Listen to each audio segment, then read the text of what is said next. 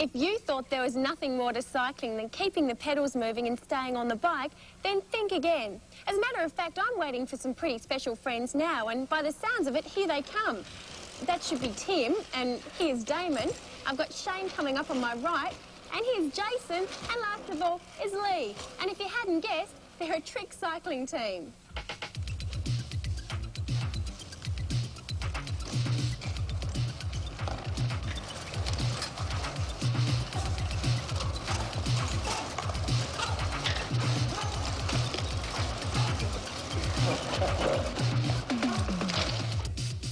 Most of these guys had been riding bikes for years before they got into trick cycling, and now they put a lot of time and hard work into their sport.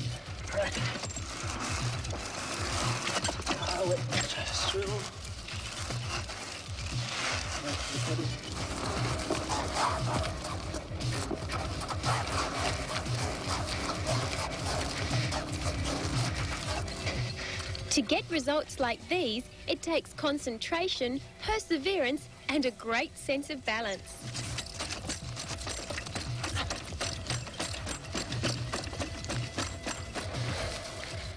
Once you get good enough, you can develop a trick routine, linking lots of stunts together.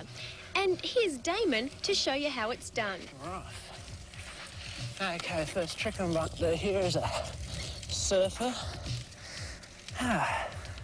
Just rolling around in a circle.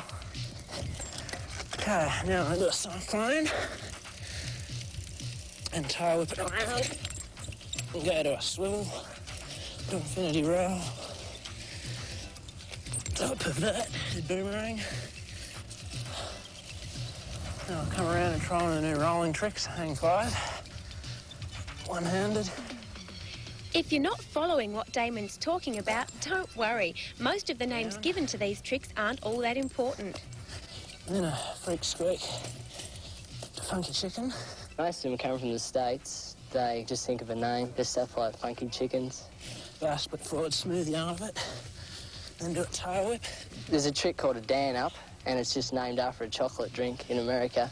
So it's just anything, really. Funky chicken, so I can link it. Some are self-explanatory, like bar rides, and a guy in the States invented a trick called pumpkin pie. Because he reckoned it was a sweet move, and pumpkin pie's sweet. That's where it came from. It's just different names for different tricks. Just whatever's on top of their head, I reckon. Scuff around a bit. What does it take to be a trick cyclist? You have to be a bit of a daredevil, have the equipment on your bike, and probably a bit of balance as well. Just practice. You got to want to do it. If you don't want to do it, you're not going to be able to learn it. If you work from the bottom tricks up, then you'll get there. But if you try a fully impossible trick on your second day of riding, that's going to take you 2 years to get down, then you'll hurt yourself. Well, if you're interested in learning some of the simple tricks and how to do them properly, stick around. After the break, Tim and Damon are going to show you how easy it is to get started.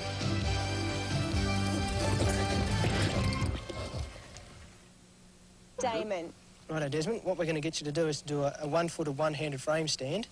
And that's basically just with one foot on the seat as you're rolling along and one hand on the handlebars.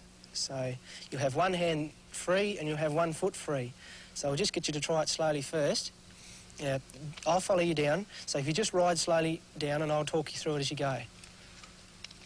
You just ride down this way. Now when you're ready, hop up onto your seat with 1 foot. If you like, start with 1 foot. That's right. Just get your balance up there. Now stretch your other leg out and take one hand off. That's it. That's good. Yeah, keep your balance. You right? That's it. Right, and just ride off. Right, Matthias, we'll stand up on the frame with your feet beside the seat, both sides. And keep your legs together as hard as you can and straighten your legs. And when you're ready, you just stand up and keep your balance with your arms out, OK? So you're right to go? Yep. OK. Righto then, off you go. And when you're ready, just stand up. That's it. Keep your legs together and take your hands off the bars. That's good. Yeah, it's really good. Well done. Right, Reuben, we're going to get you to frame stand. You stand up with both your feet beside the seat here. Now, you've got to lock your feet as hard as you can around the seat. That's it. And when you're riding, you'll stand up like that. You right to go? Right. Right, we'll give you a push. And just take it gently. Right, off you go.